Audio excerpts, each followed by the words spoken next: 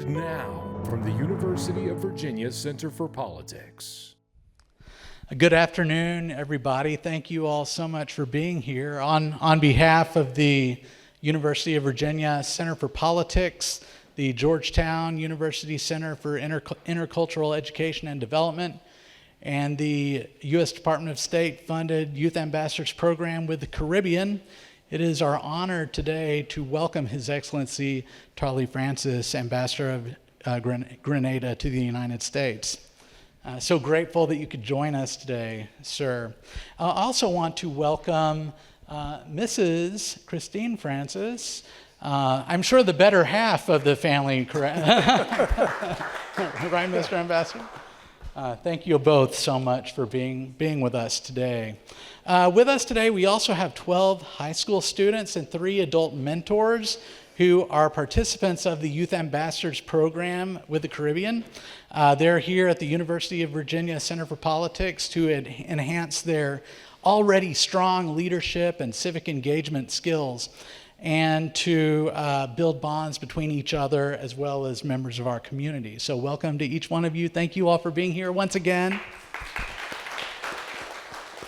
Today, it's our intention to prioritize questions from the youth ambassadors, so we'll probably start with their questions first, and once they're all questioned out, we'll open up to further questions from the audience, so thank you all so much for that.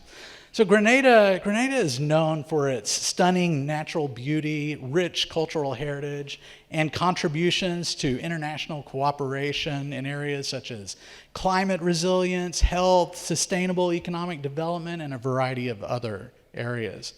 And like so many countries in the Americas, Grenada and the United States have a unique and colorful history together. So it's had its ups and downs. Right now it's going very well, at least I hope so. Today our nations collaborate on security, health, infrastructure, and numerous other areas. The U.S. has been Grenada's largest trading partner for decades now. So, hey, thank you. I'm sure there are people in power right now that appreciate that. Yes. Yes, sir. Another characteristic our nations have in common is that we are both British colonies. And I know there's even more developments in that area that I've read recently in the news. So there's always something new happening, and we're always learning more. Things are always changing. While Ambassador Francis now holds esteemed positions in diplomacy, his diverse career also includes working in a variety of financial institutions. In connection with his experience as an ordained deacon in the Catholic Church, Mr. Francis's talents in advocacy extend to workshops, podcasts, and public speeches, educating others on personal, spiritual, and financial growth. So he is in a variety of areas, and he works and helps with many people. With degrees in law and social sciences and fluency in both English and Spanish, and countless other certifications and awards, Ambassador Francis's diverse interests and experiences make him definitely a key, the most important asset between diplomacy with the United States and Grenada. So we're so grateful for him to be here today. Ambassador Francis presented his credentials to then President Biden in 2023, September, and has served in this role for the past 2 years. So, Mr. Ambassador, we are grateful for the time that you're giving us today. I always say, there is only one ambassador of Grenada to the United States, or whatever country is joining us, and you've chosen to give us your time today. You could be anywhere, doing anything, so we're most grateful to you. Thank you so much, sir. Thank you.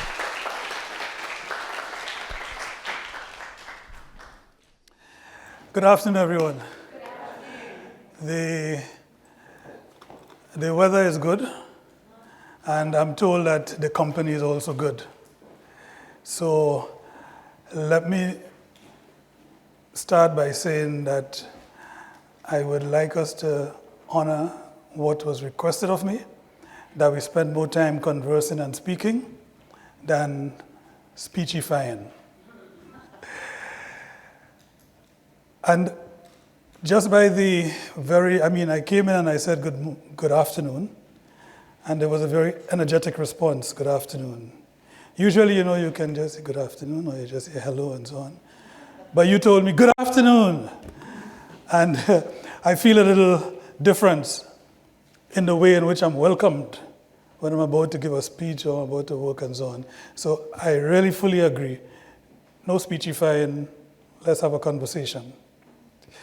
In any event, diplomats and so on, once you give us the microphone and you give us the audience, we have to speak.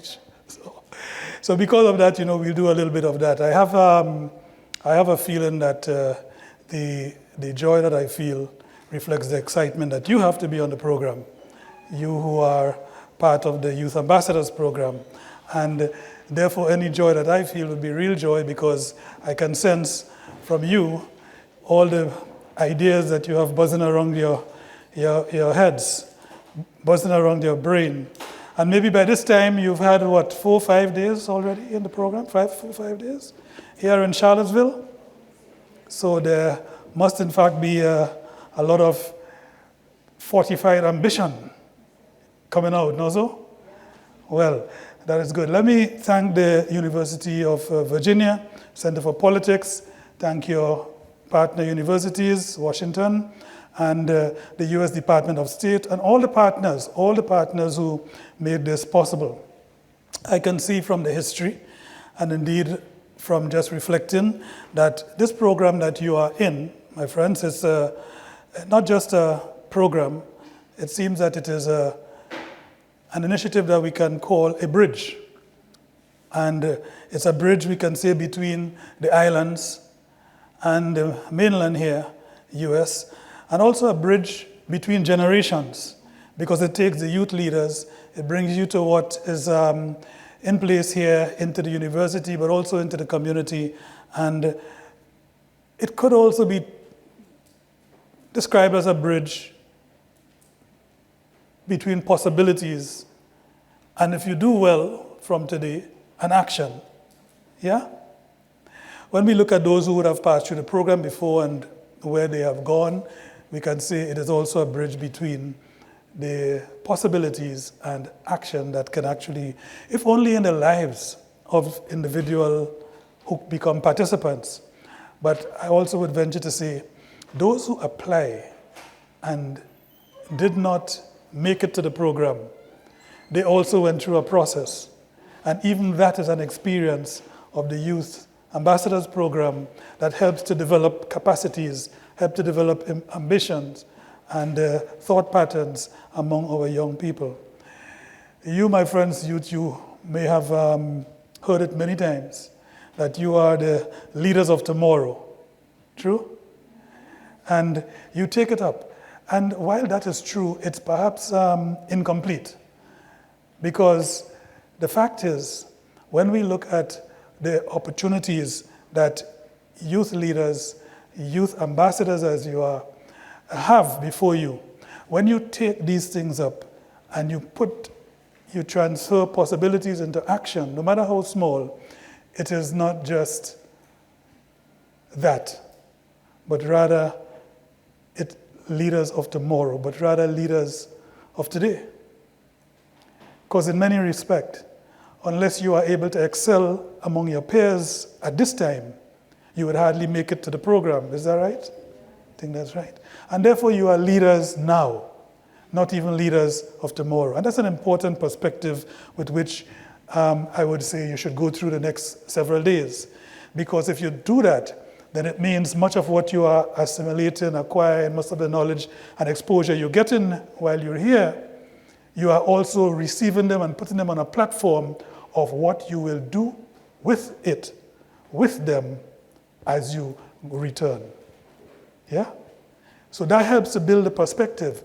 In Grenada, I've seen this countless times firsthand.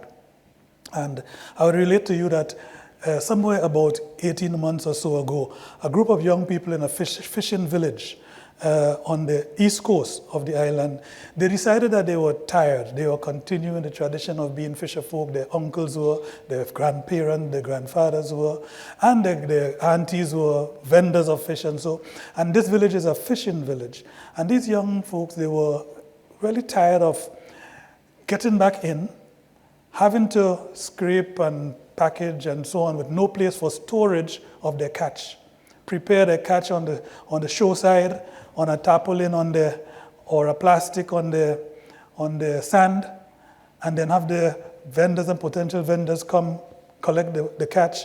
And they were tired of that. They wanted a place to where they can have it like a depot. You return, you dock, you bring up the boats, you also have a place where you can comfortably put the cash from sea, from boat, into now baskets ready for distribution. Even if you want to prepare some, you can also have a place where there can be the preparation for market for the fish. And they were tired that, grandparents, uncles, fathers, but these guys, they did not just write a social media post. They didn't just complain. They didn't just write a report for somebody else to solve. In this particular case, what they did is that they did their little homework. They went around the village to the business houses, the shops and so on, the very vendors who buy from them, and they decided, let us start to lay the brick, let us start to lay the foundation. The land didn't belong to them, so they had to actually begin operating on what is not theirs. They didn't have an organization, they didn't have a company, they were fisher folk who they go together. And what they did eventually is to take action on their own. They rallied themselves and they rallied people in the community, and they put down the first little shed where they would at least sit afterwards and play dominoes, because they were able to put a shower pipe so that they can refresh right there, rather than having to go out into the community in the same attire, the same weather they were out in the sea with when it was dried. That fell on the ears of the parliamentary representative for the area, the political representative, who then took up the case, and they went for funding, external funding, created a project, and today there is indeed a depot. There is indeed a place where there is a kitchenette, there is a scraping, or what you call it, to prepare the fish, a platform there with pipe-borne water and everything, which it was not before. And there are showers and lockers in that place right now. And there is what you call a mess hall, or a room where they can play the dominoes now rather than on the grass in the sand. These are fellows who did something that we call leadership qualities translated into satisfying or solutions to the problem that they face, the needs that they have. And this is what leadership is really about, my friends. It's about making a difference where you are, in the situation that you are faced with, by rallying those around you who, with respect, would participate in the realization of your own vision. So you solve it. These friends I told you about, these are young people, not my age, your ages, maybe a little older, I should say. And they have no title. They didn't have title to the land, and they didn't have title themselves. It was not representative of that. They were not mayor of the other. No title, just the vision. Just the vision, the courage to start, and the will to rally others, and to do so respectfully. That's leadership. And it is sometimes difficult to translate the concepts of leadership into what I, as a person, might be bright as a star in school, or might be good as an athlete in sport. How do I translate what is in me as leadership qualities into what will be, in fact, leadership qualities in my community? And so this is where we say we have a translation and a relationship between leadership and civic responsibilities, because I do think that the engagement of our youth leaders and youth ambassadors in the community is what really brings the civic responsibility into the fore. And so we know it's not just a matter of voting once every 5 years.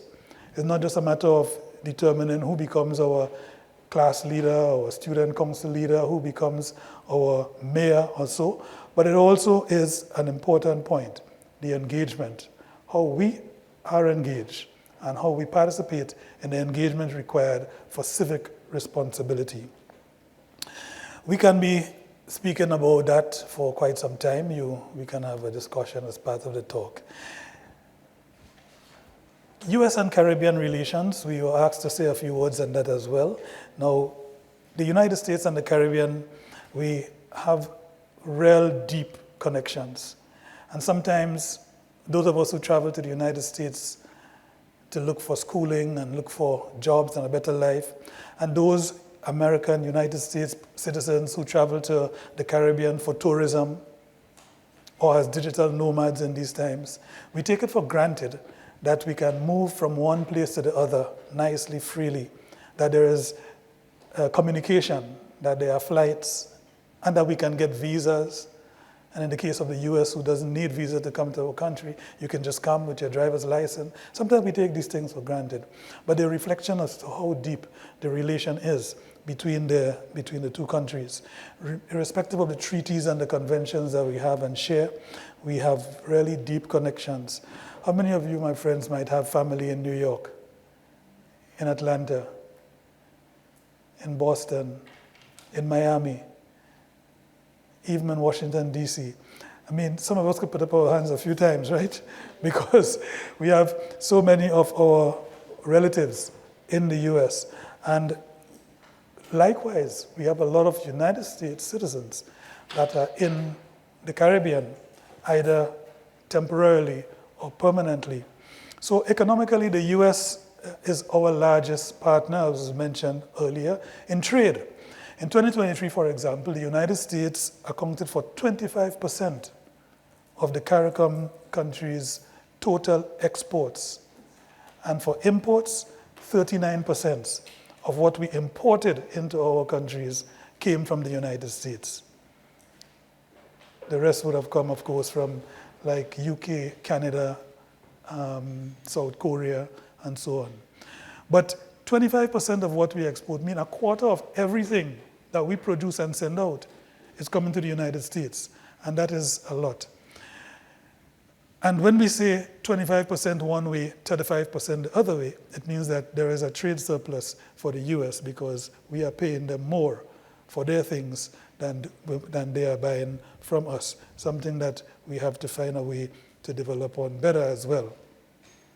And that's a powerful reminder, my friends, of how interwoven and how connected the relationship between Grenada, the CARICOM countries, the Caribbean countries, and the US is. Talk about tourism, for that matter. In tourism, the story is similar. If I give you the example of 2023, 16.3 million US visitors, stayover visitors that is, came to Caribbean destinations. 16.3 million. Now, if you know my country, for example, Grenada is 100 and something thousand people. 100 and something thousand compared to 6.3 million. If we look at a country like St. Lucia, it's not much more. Like St. Kitts and Nevis, it's about 50,000, right? Guyana might be a little more, Trinidad a little more. Yes, how many Trinidad? Guyana around 200,000. Yeah, Trinidad is how many? About 1.4 million. Look, 16 point something million of United States tour visitors were with us in 2023. In the US Virgin Islands, for example, 80% of visitors came from the mainland, came from the US. And between the Bahamas and the United States, it's almost like one country is a stone throw away. So they go and come any which time.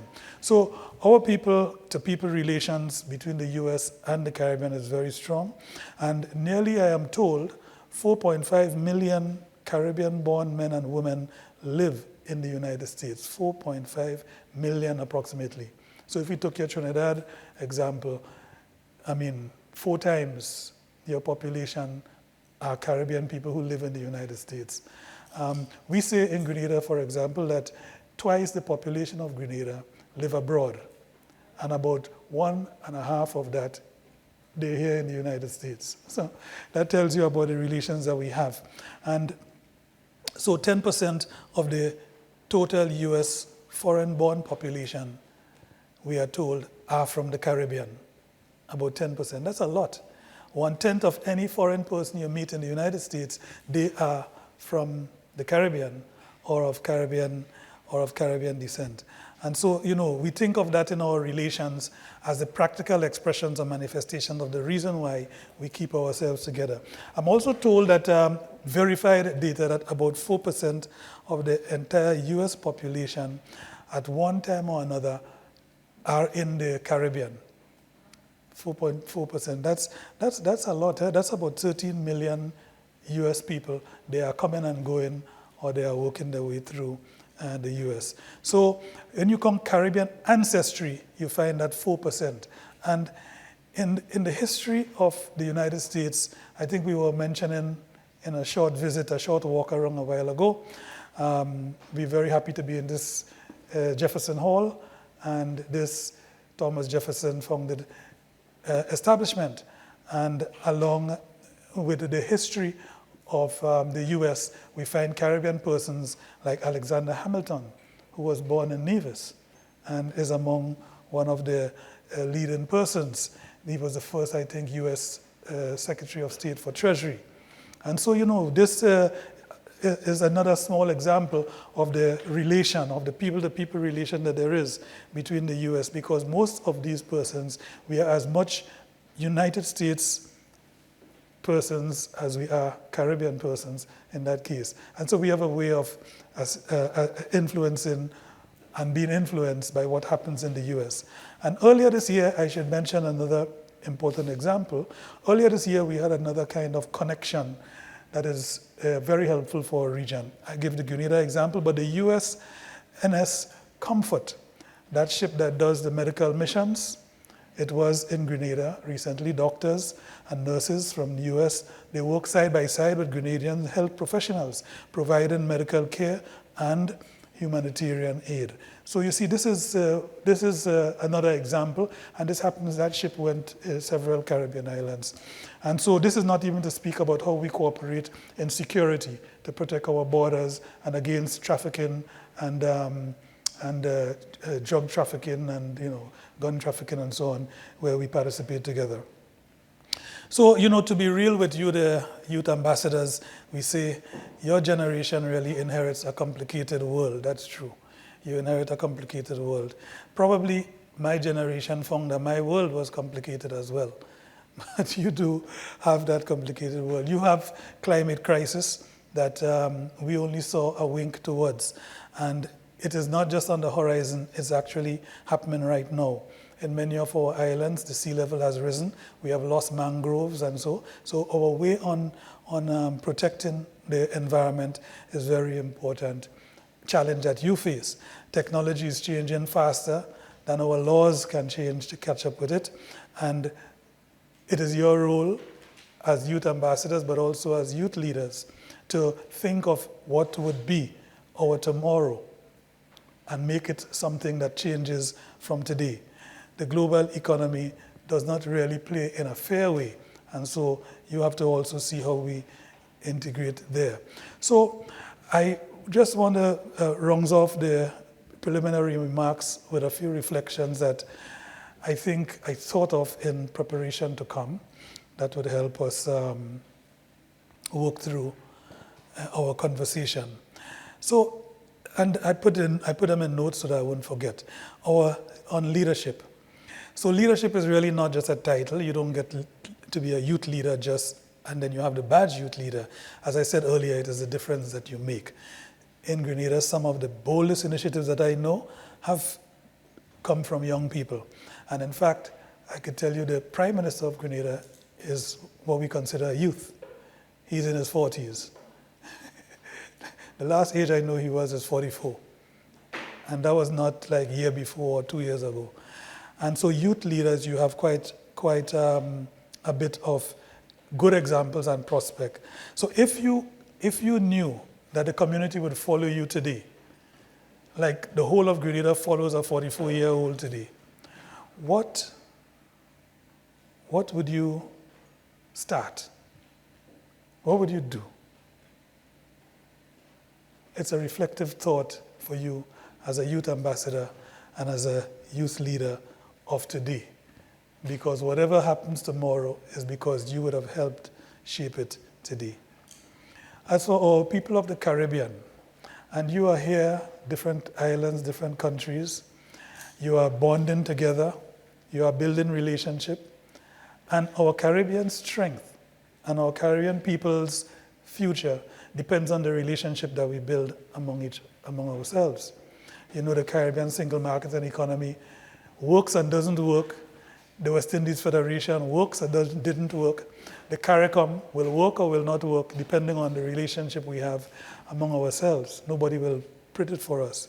So a region with as small as ours, and unity and socialization, relationships among ourselves being so strong, how will you make sure that your voice is not just an echo of what some past leader said, but rather an original note as to the way you see our countries in the Caribbean can go forward to the future?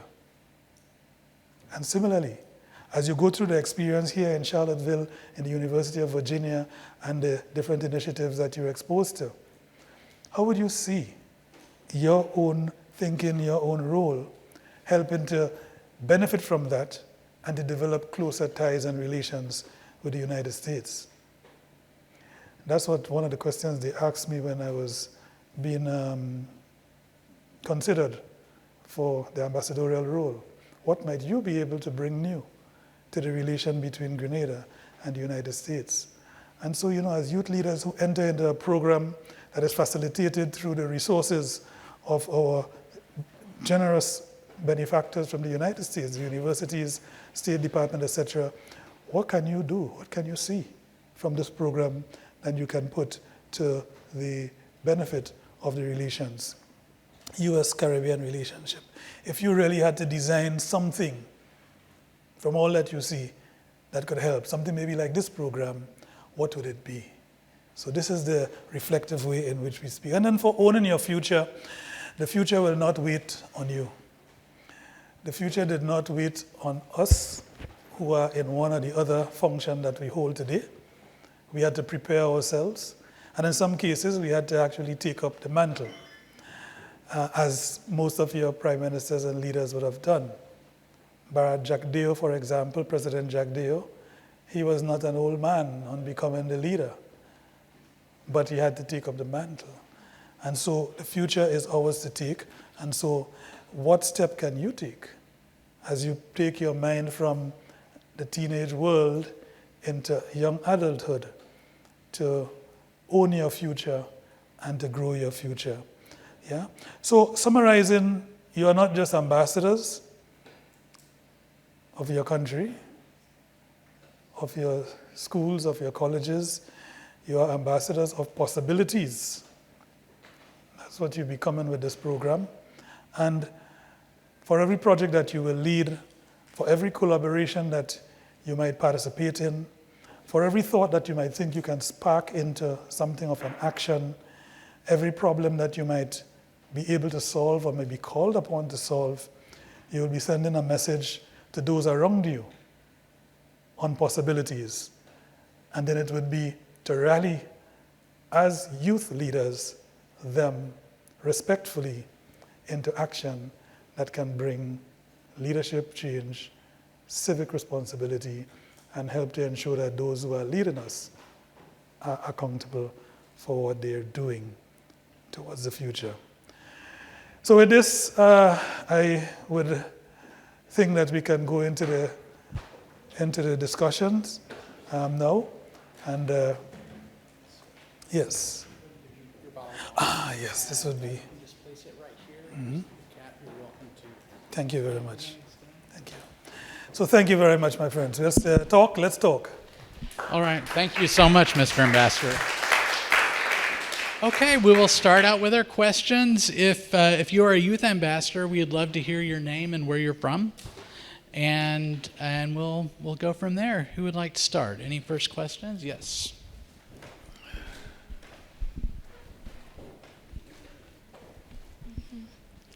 Hi, my name is Zion Harding. I'm from St. Kitts and Nevis, specifically Nevis.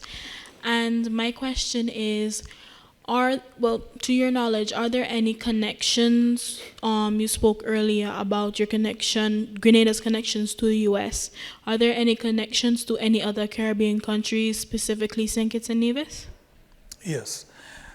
Yes, there are good connections. In fact, the ambassador of St. Kitts and Nevis, Her Excellency Jacinth Henry Martin, is also the representative of St. Kitts and Nevis permanent representative to the Organization of American States, and she's based in Washington. You have, I think, a very strong U.S.-Kittitian collaboration in many areas as well. And as part of the Organization of American States, your Foreign Minister, Honorable Denzel Douglas, he was here in Washington in May earlier this year for a meeting that the OECS prime ministers and the foreign minister and the prime minister, Honorable Terence Jew, they were here for a meeting that the prime ministers of the Organization of American States countries and the Bahamas had with Secretary of State Marco Rubio at his invitation. This happened in May. So we do have direct and very good bilateral relations, and we also have multilateral relations between St. Kitts and Nevis and the U.S. I also happen to know that there is a very, I would say, a good number of American citizens who are entrepreneurs and investors who are on Nevis in particular. And some of the enterprises there, they are having American, some of the restaurants also there are part owned by, and some of them fully owned by American, should we call them expats, American citizens who are resident or who are 3 to 6 months of the year residents in Nevis and otherwise in the U.S. So yes, there are relations between the U.S. and St. Kitts. And what about Grenada specifically, between the two islands? St. Kitts and Nevis and Grenada? Yeah, in fact, it's very close. I could give you a little anecdote as to how integrated it is. But before I do that, in the history of the Caribbean, many southern Caribbean islands had citizens who came up to the Leeward Islands, including St. Kitts, as laborers. They came to help cut cane because there were big cane fields in St. Kitts, and as a job opportunity, it brought many persons from Grenada, Barbados, St. Vincent the Grenadines to St. Kitts to the sugarcane field for harvest time. And so you have a lot of Grenadians who now live in St. Kitts as Kittitians out of that history.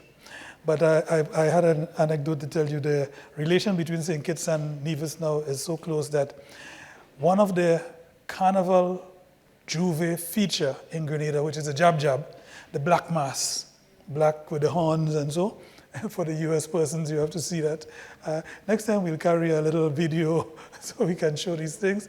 And for the last 3 years, they have been playing jab in the annual St. Kitts carnivals at the end of the year. And that's because of the closeness that has been growing between the two countries, yes. Thank you. Hello, my name is Kennedy Ferguson, and I'm from the Bahamas. My question is, what is the most challenging aspect of being an ambassador? Yes, a good question. So in the role of ambassador, our first duty and responsibility is to represent the interests of our country in the country to which we are accredited. So my first and most important responsibility is to represent the interests of Grenada before the government and the administration of the United States. After that, you have several others, like, for example, assisting in the development of the institutional relations. So, for example, the development of trade relations and commercial relations. And then you have the people-to-people, so the development of cultural relations and so. Because much of what we do relates to representing one government before another, a lot of the political and administrative things that happen between the countries and between the citizens of the countries fall to you. And that might be the most challenging thing. The Grenada government would like an increase in trade, an increase in the favorable terms of trade as well, and the export without protection, without reservation of our produce into the United States, the development of markets, the free labor visas and so on of people who want to come and work. And administering and working around these things can sometimes be challenging because of changes in administration, like there is right now in the United States, and also because of changes in administration of the government that you represent. So navigating the differences in the realities of one country as against the other in terms of the interests ends up being among the most difficult challenges for us as ambassadors. Apart from that, representing our country in the United States is a little difficult because, we have a very high appetite among our people for coming to the US. We just love everything that is American and we want to be in the US, and so we cannot all be here at the same time. But once we're here, you find that we live a normal, regular life, and so also representing our people when we enter into relations here becomes also a challenging thing. How to ensure that as an embassy, you take care of the interests of our people, because all of us here and all our people here are subject to the laws of the United States and the customs and so on. So that, I think, is among the most challenging things. I would like to get much more scholarships for Grenadian and especially the OACs, the smaller Caribbean islands, to the US. And that is something that we have to find resources for. So the mobilization of resources for the benefit of our country is another very challenging thing for an ambassador.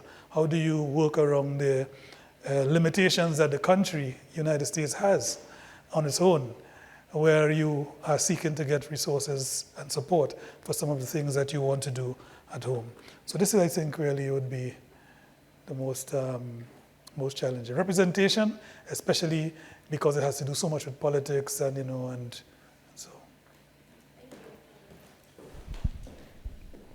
Okay, so good afternoon, everyone, and a special welcome to Ambassador Francis and Mrs. Christine Francis.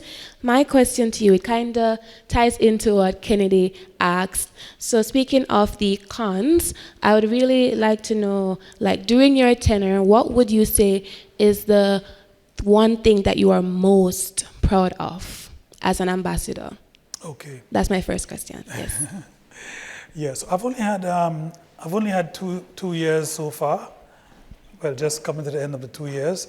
And what we have achieved in the 2 years, you can say, are like a prelude to what we can achieve during the long term. But in these 2 years, we've been able to address a big challenge that came up for our country, which is in relation to the administration's change in its policy on trade. The tariffs, this is a very big challenge for us. And we have been able to advocate with the United States trade representative for a hold on that. We participated in, it was not done only by myself, I'm saying we participated in the opportunity that they gave us to hear how it would impact our country. And so along with several of the other Caribbean countries, we really made representation for that. And we really thank the US Trade Representative for listening to us. And that was a very big achievement. It is not at an end as yet, but it's an example of those things that the ambassador of a country has to do. Not maybe something you set out to do particularly, but you have to do as the time go and as things change. These tariffs were going to be on ships that are built from China or ships that are fleets that are operated with ships that are built in China, or fleets that are operated by Chinese interests and so.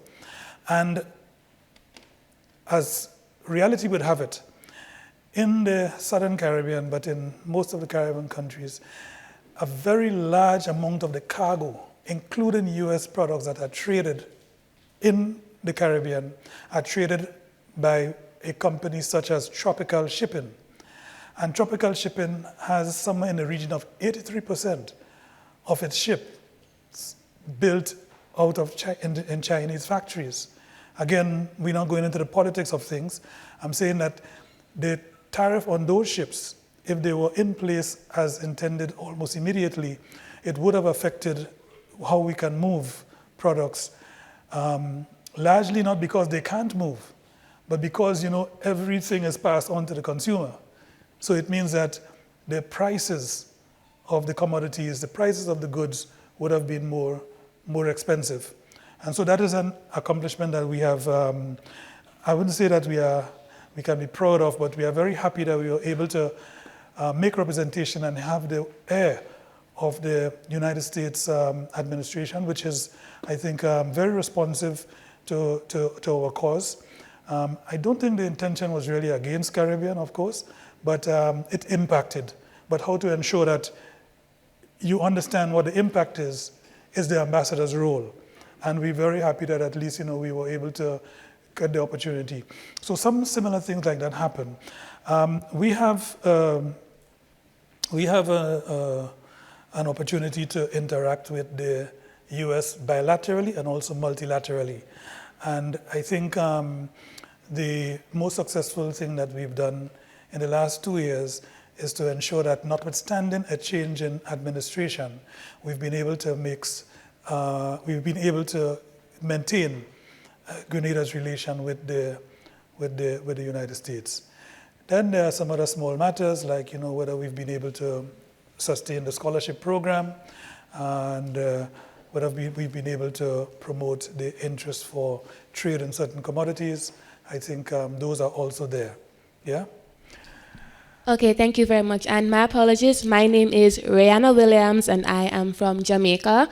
So thank you for your answer. My second question is, we all know that we are youth ambassadors. We were asked in our interview, I was asked, what does being a youth ambassador mean to you? So I would really love to hear your perspective. When you hear the term youth ambassador, what comes to your mind, and what is one thing that you can expect out of this cohort? Mm-hmm. Yeah. Thank you. So the Youth Ambassador program itself has its objectives and its goals and so, and I think let's leave that, because you know it, as goals that you have to really keep present.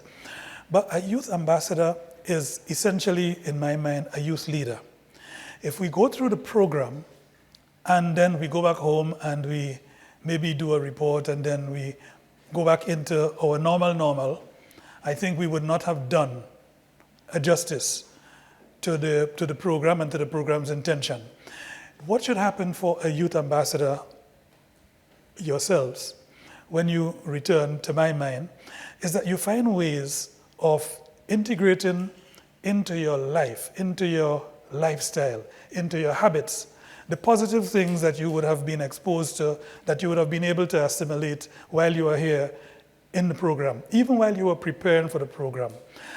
The youth ambassador, you will then return and be able to integrate that into wherever you are, whatever you do, in the way in which you can. Because of course, not everything you'll be able to transcribe or transpose, but some of the things. And even if it is simply in the way in which you respectfully relate with those around you, to my mind, as a youth ambassador, that is something you would have done positively and properly. Now, are these really things that I can tell you, go and join the Salvation Army or go and ask to be a member of staff in the Ministry of Foreign Affairs? No. This might be simply that in your community, the netball team is weak and needs good leaders. You position yourself so that you join, whether you play netball or not, to assist as an ambassador. So that's an example. I don't know if that's a good example, but I think, it will tell you the kind of way I'm thinking. And then more and most importantly, I believe, keep the relation among yourselves and build on it. Because as an ambassador who had this experience with another youth ambassador, you are going to be tomorrow. Yeah. In an adult life, when possibly your success can partially depend on your consultation back with one of your fellow youth ambassadors with whom you kept and maintained contact. When I was a youth leader, for me to remain in contact with my friend from Jamaica or Barbados, I had to write letters. I had to wait 3 to 6 months to get back to him after he answered me the letter that I received in 3 or so weeks or months. You don't have to do that. You can remain in contact quite easily. You can follow each other's social media handles, pages, regardless of the platform that you use. And so this is why I say you also have new challenges as youth leaders. How do you place yourself in them? Because you cannot give Jamila? Rihanna. You cannot give Rihanna the excuse next February that you didn't tell her Merry Christmas or that you sent a postcard and she didn't get it. No. You can tell her Merry Christmas by WhatsApp.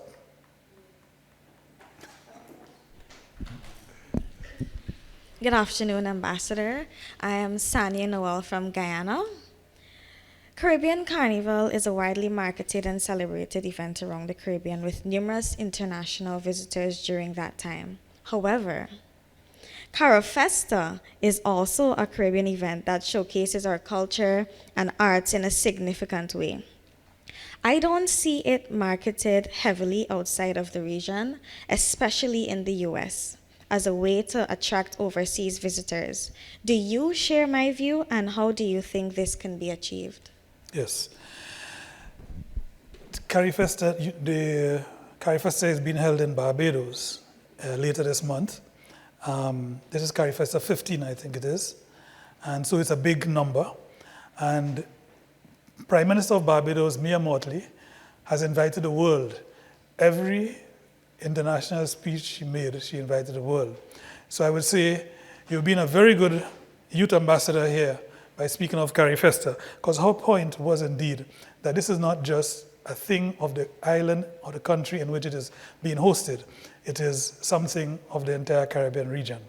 I'd answer you to say yes, we can do much more in marketing it in the United States. That is true. My office, I will confess, for example, we have not really marketed it.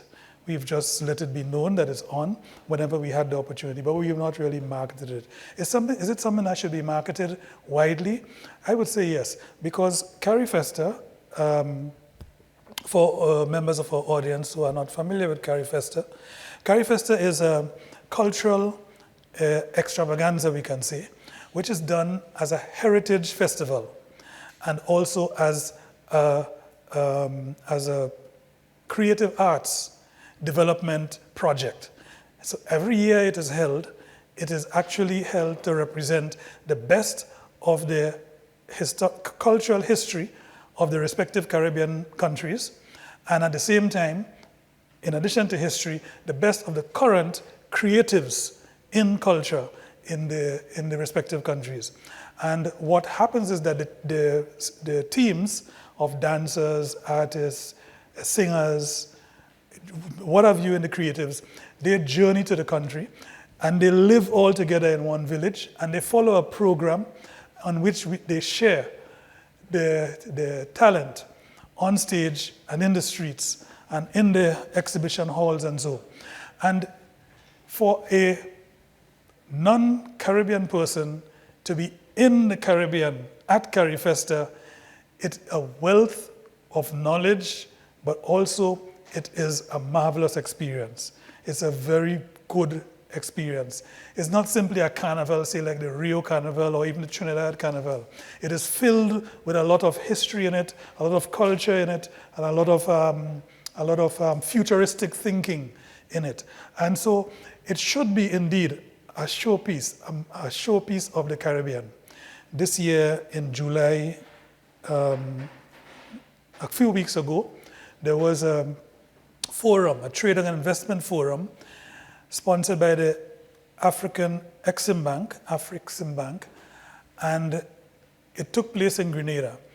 It had already taken place in the Bahamas, it had already taken place in Barbados, and it had taken place in Guyana. So this was the fourth.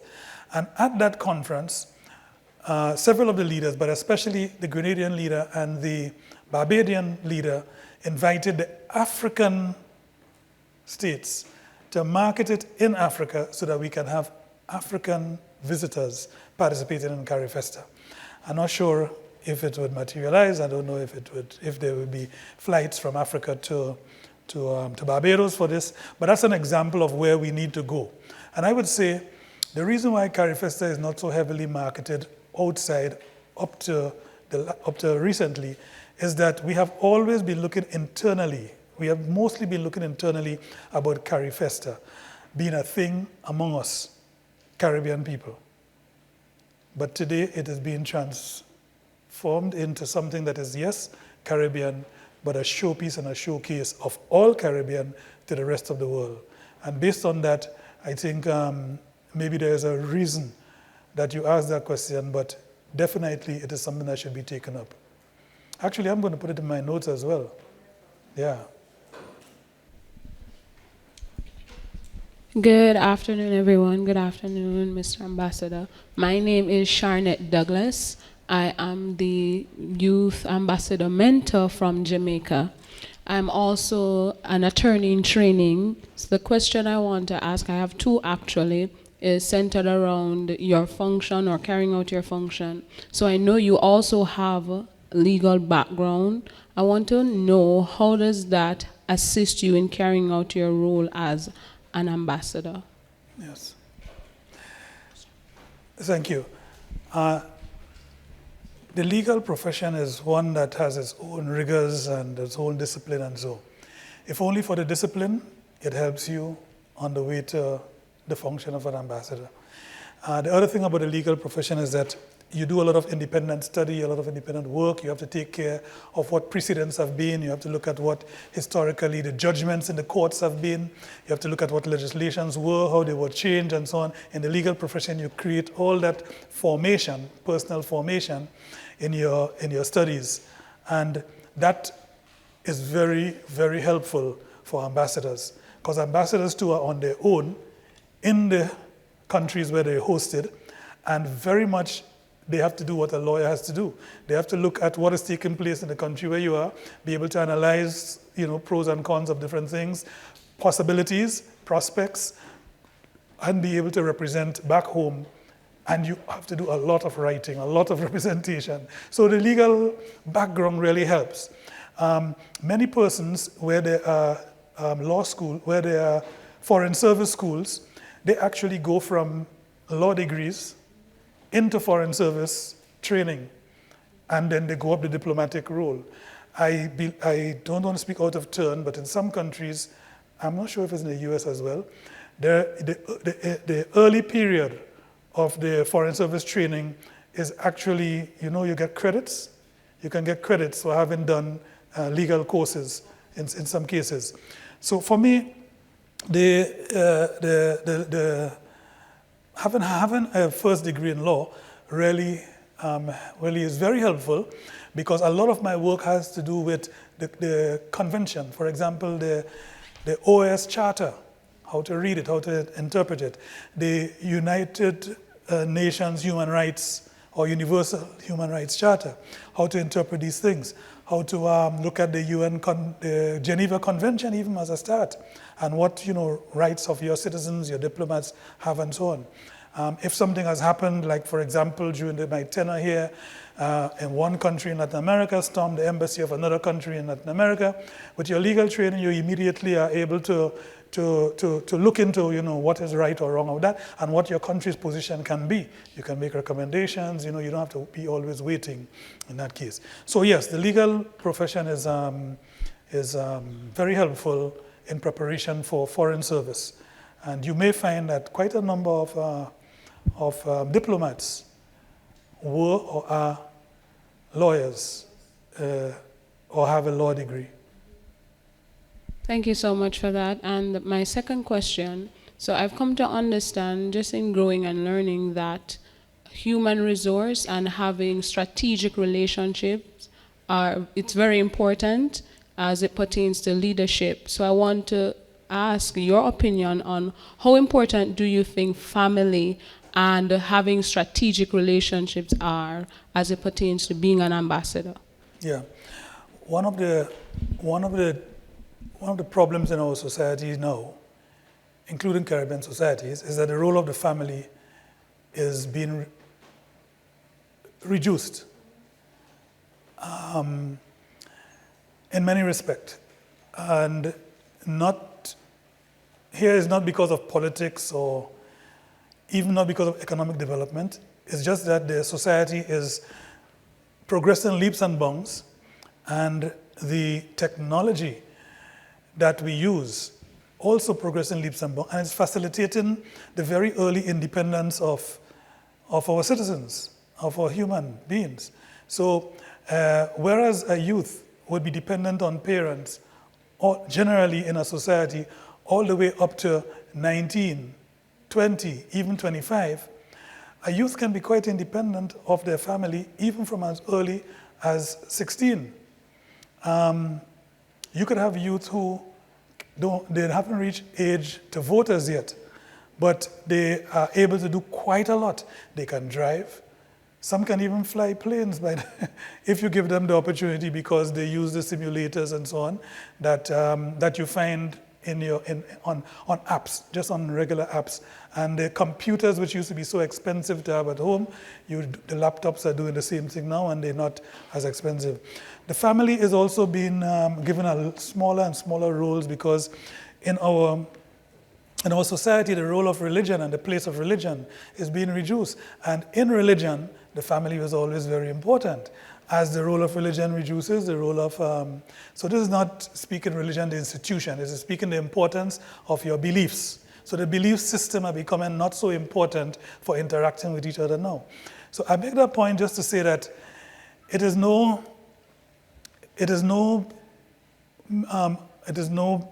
like fundamental and critical point for ambassadorial and foreign service functions to be resting on family. So my wife is here with me today. She's with me in almost every single thing that we do as she's with us in almost every single thing that we do as diplomats. For the individual diplomat, it's very useful, it's very helpful. It means that you actually have support, and the support includes an understanding of the demands on your time, your energy, and your focus outside. The family understands that much easier, much better, can participate in it as well. And I think that plays a big role.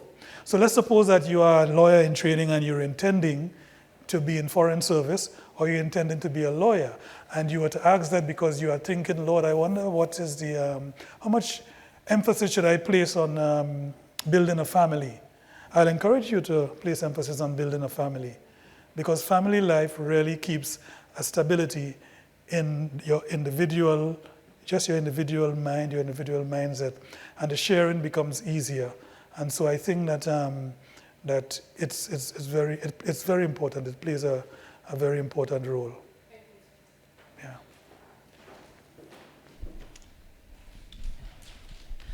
We only have a few more minutes left, so we have probably time for this question and yours.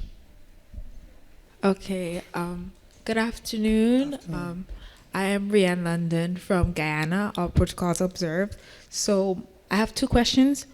What inspirations or opportunities has this program opened for you, and how do you recommend us as youth ambassadors to hop on them? Right. So we got an opportunity with this program to interact with you. So First Lady was with you in the morning, and then we had together with you this afternoon.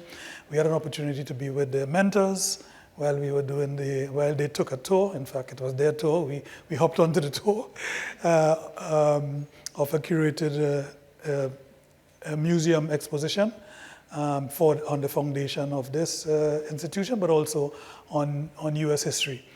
And what these programs do for us is that they demonstrate to us how, from the institutional point of view, on initiatives just like this, we can bring the U.S.-Caribbean relation into practical and operational things. So I can actually explain what this program is to decision makers in Grenada, but also to students when I go back to Grenada and I visit the schools. And I could tell them about your program, tell them where you were, the different countries you were from. If I have enough time, I can even show them the portion of the videos with your questions and answers to see how interactive it was. So this program, for me, opens up the opportunity for us to get out of the embassy, out of Capitol Hill, out of the State Department, and into another piece of reality where we meet our people in the things that you do. As for you, and so what you can do with the program, I mentioned already being in touch with each other, but let's say, for example, you got inspired, and all these notes that you wrote and will write until next Saturday when you go back, which might include, and a part of it might include an anecdote about how the plane was turbulent and so on, maybe that you experienced.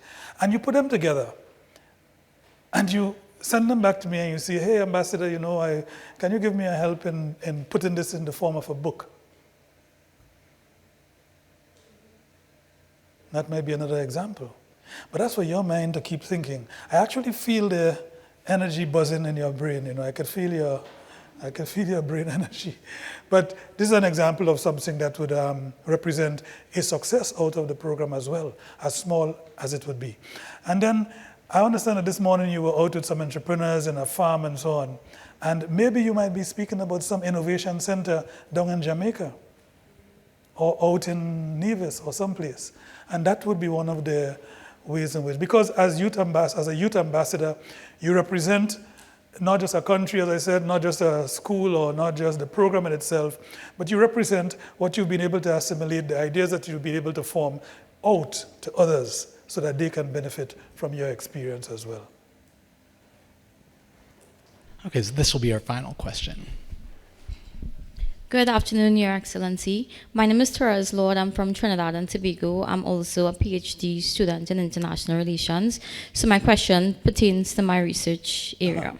So in light of the challenges that small island developing states face in amplifying their voices within the current United Nations Security Council framework, how can Grenada and its CARICOM partners like Trinidad and Tobago leverage their diplomatic relationships, especially with the United States, to advocate for reforms that strengthen both the Council's legitimacy as well as the agency of smaller states in global peace and security governance? Thank you. Big question. I think that Grenada and the smaller island states have to be consistent in the positions that we take on the critical issues that are before the United Nations in general, before the Security Council in particular. Consistency, because unless we are consistent in the positions we take, it means that we are ad hoc. We are sometimes here and we are other times not here. Consistent in the sense that we be present at the events, present at the forums. Because we are resource strapped, you find that we attend a meeting if it's happening in Bahamas, but we don't go if it's happening in Nice. But it is about ocean reality, ocean protection. And because you are not at the table, you cannot be heard. The consistency in terms of the times in which we revisit our policy on certain things. For example, climate change. Right now we have a classical example in the role we can play and ought to play. So for example, there are many very powerful agents and countries now that do not consider climate change as an issue that we should be focusing on. But our countries experience the negative of climate change. Because we want resources from those countries and we want to maintain relations, do we remain quiet? So consistency means that even in the face of that challenge, and this is what somebody asked about the challenge of the diplomat. This is one of the challenges that I have right now. How do I, without offending those great powers in the Security Council, in the United Nations, that do not think that climate change is something that we should be so heavily focused on now? What language to use and still be consistent? So that, I think, is very important. I can see that this group is a very good group that we maybe should have had much more time with. But let me just answer the close to that question. Ms. France, First Lady, you should let's make sure to get her email address. I have written a piece recently called "The Cascade Resonance of Diplomatic Influence," and this has been taken up they have taken it up as a term that I have coined because it has not been presented as such in the literature up to now. Cascade resonance of diplomatic influence refers to a system by which small island states and small developing states can influence, can contribute to influencing the positive change that is needed in international diplomatic decision-making at this time. This is referring to things like whether there should be two states, Israel and Palestine. This is referring to things like whether there should be more money from countries that are more developed and have benefited from the fossil fuel and things like that for global warming, on climate mitigation financing. In other words, that we don't put in money, but you give us money so that we could do the mitigation. How do you bring those things into internationally accepted standards and so? So that's what it is. And so I'd like to share with you that article, and I'd like to invite you to they have actually created a forum online. It's hybrid, so it's also online, in which I'll be presenting those ideas and discussing it with a select audience of lawyers and foreign service personnel. And that is happening, I think, on the 20th of September. So we'll share that with you too. But to answer the question so that the general could understand, my thinking and my belief is that we do not have financial power. We do not have military power. But the issues that we bring to the fore are issues which are so important that we need to, and the resources for solving a lot of these problematic issues, they cannot come from us. They have to come from the developed countries. But we cannot go to continue going to the developed countries, asking for handouts, asking for grants and so. We have to translate these important issues into issues that pertain to the developed countries as well, because what happens to us will eventually happen to them as well. As we see in the floods and so on in Texas and so, the climate change is coming up the way as well. So it will affect us eventually. So I would say there are differences of opinion on all of this, but our thinking is that we have to be consistent and we have to be systematic in the way we present, what we present, so that somebody who doesn't have to accept what we have can see merit if there is merit. Or, on the other hand, explain to us and convince us that no, there is no merit in what you are saying.